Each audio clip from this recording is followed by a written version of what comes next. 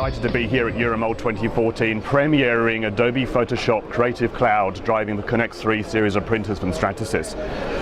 Stratasys customers have been used to the idea of using the Connect 3 to select a very wide range of vivid coloured materials in order to print their exciting designs. And we've had a range, given a set of any set of materials, to select one of a palette of 46 different colours for their designs. And they've been able to produce very exciting and vibrant models and models with those materials. Well, with the advantage of Adobe Photoshop CC, we're now able to combine the Vero Yellow, Vero Cyan and Vero Magenta materials and allow the customers to choose any one of the different blends that are possible by combining these three materials and using them on their individual models.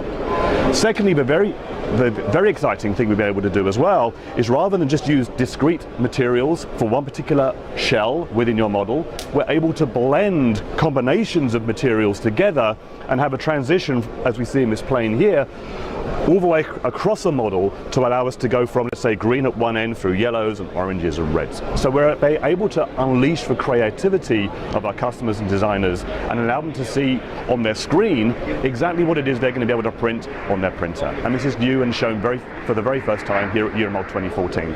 Let's see how we can do that. So here we have a model of an airplane. This has been imported as an OBJ file, which was created in another application. And we're displaying it on the screen here. We've decided to show it in Stratasys Orange.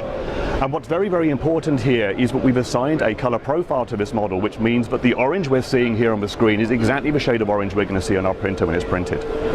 Now, as we said earlier, we want to be able to allow our customers to blend from one shade of one color to another color, and we can just do that very, very easily. Users who are familiar with Adobe Photoshop are already familiar to using these tools in a 2D environment, and we're enabling them now to work with this with 3D.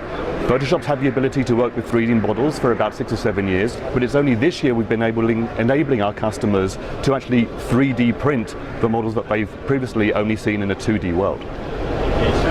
So what we can do here is use tools that are very familiar to our customers to, say, select areas of a model. In this particular case, I'm highlighting a wing, and I can use the Photoshop Gradients tool to select an area of the model, and in this case decide that I'm actually going to choose a blend from an orange to a yellow, so we can see how the transitions can happen from one color to another. This particular model was imported as a single shell, so all the color manipulations here we're doing are on a single shell. We could have imported a model which had multiple shells and allowed colors to be assigned not just to individual shells, but have color transitions across those shells, which is very new and exciting. Something else that we can do within Adobe Photoshop CC is the ability to import images and logos and graphics and use those within our models as well. So we can see here on one side of the plane, we might want to apply, for example, the Stratasys logo. And the logo I have installed on my system already can be placed somewhere on the model. What's important here is that the graphic is independent of the plane itself at this point in time. So I can move around and carefully position the logo relative to my plane, or I can I can move the plane relative to my model. I still have awesome and free control to manipulate the two independently. But once I'm happy that the logo is in position on my plane, I can do any other adjustments. I might want to make a change to the colors that are being used on my plane. Maybe I don't want the orange of the Stratasys logo to be lost in the body of the plane. We've used Stratasys orange on the plane, remember. So very quickly and with a couple of clicks, I can use the color overlay feature of Adobe Photoshop CC very simply to change our logo into a black and white logo. And this is completely non-destructive. I could go back and undo that change at any time during my design process. When I'm happy these two things are in the correct place, it's very easy to combine this graphic element onto the plane itself, and so by merging the two components together, I've got the ability to include that logo on my plane, and so that's there for when we print it.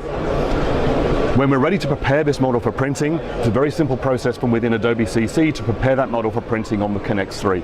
And we simply do that by going to the 3D menu and saying 3D print settings, and then over here on the right hand side of the model we can see that we see the parameters for the Object 500 Connect 3 printer. We're set up ready to print in our Vero Cyan, Vero Magenta and Vero Yellow materials. At any time we can change the size of the model, so if we want to be able to print the model smaller or larger, At this stage, we're free to build an airplane as big as we like, so if we want to fill the build chamber, it's just one click, no other changes are required.